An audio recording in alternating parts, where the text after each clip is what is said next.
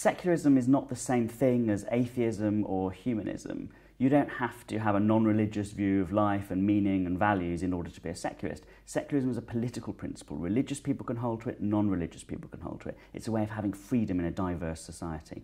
Secularism isn't just the separation of religion from state, although it does include that. It's also about freedom of religion and maximising freedom within the rights of others for all people, and also protecting people of different religions and beliefs from discrimination, making sure that everyone is treated equally as a citizen of a diverse society. Secularism isn't all of one type. There are different sorts of secularism depending on the national history and culture of the country where it's been instituted. So in America, secularism is really there to protect religious people from the power of the state. In France, it's more there to protect people from religion. And in India, it's there to protect all the different believers in all different religions and none from each other. If it weren't for secularism, so much of the modern world, modern civilization that we enjoy and benefit from would have been impossible. Freedom of speech, freedom of thought, the foundation of freedom in the world today is built on secularism and comes in the wake of secularism. Everyone thinks of secularism as a modern phenomenon because its roots are very obviously in the 18th century in Europe. But in fact, there are many ancient antecedents to this way of thinking about politics. In India, for example, in classical India, princes and other governments needed a way of mediating between their subjects of other loyalties. And in pre-Christian Europe as well, gods and religion had very little to do with the state. So secularism is a modern phenomenon, but it has roots all across the world and further back in time than that. There have been big wins from secularism. It's not just an abstract political principle, it's changed our world for the better. How much different would the history of India be, tragically violent though it has often been in the last few decades, if secularism hadn't been there to provide equal citizenship for people? Would the wars of religion in Europe still be raging on now with millions more dead if secularism hadn't come along to put an end to that sectarianism? One of the stereotypes about secularism is that it is oppressive of religious people, that it's somehow atheists in government. And people point at a country like China today as an example of that. They say this is a secular state, but look how it abuses religious people, look how it takes away their freedom. But China, like the Soviet Union before it, is not actually an example of a secular state. It has an established religion. Secularism means having the state completely separate from any ideology or doctrine. That's not the case in China. There is an established religion. It's just Marxist atheism. That's not a secular state. That's just the flip side of a religious state.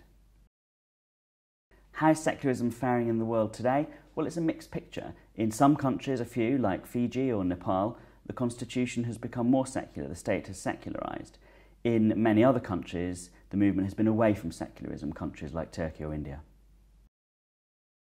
Can you be a secularist Muslim or a secularist Christian or a secularist Hindu? Yes, absolutely. And many religious people maintain secularist ideas as a political allegiance. They're ardent about their religion, they believe in that, it's the way they structure their own private life. But when it comes to their shared life in society with others, they recognise that secularism is the fairest political principle to agree with. It's not just non-religious people like Thomas Jefferson or Nehru in India who've influenced secularism. Many religious people have played a part in formulating and developing this political idea. You can't think probably of a more iconically religious person than Gandhi in the 20th century, and he was an ardent secularist, as was probably the most religious ever president of the United States, Jimmy Carter. They were religious, but they recognised that secularism is a political principle that defends all people.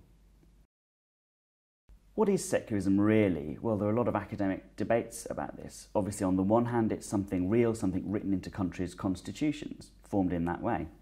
But some people think it can also be something more abstract, just a way of doing politics, a political culture. If you think about countries like the UK or Denmark, which don't have secular constitutions, nonetheless, they have a very secular way of doing government in practice. Secularism isn't just an abstract political principle that is there to be discussed by academics, political philosophers, politicians. It hits people's daily lives in a number of ways. What sort of schools are we going to have paid for by the state? What are we going to teach children in those schools? How are we going to govern ourselves? Who should sit in our parliament? What sort of rules against discrimination are we going to have in provision of goods and services, whether it's bakers or librarians or whatever? All of these are questions that engage vital principles of secularism. Secularism is not just something written up in constitutions, it's something that we have to live what are the virtues required of citizens in a secular state? Well, we have to accept that other people have views different from our own. We have to adopt a measure of tolerance in our dealings with others, a bit of give and take. Be willing to extend freedom of speech, freedom of worship to those even that we might disagree with. That can be very hard, but it's the most effective way to guarantee a stable, peaceful society.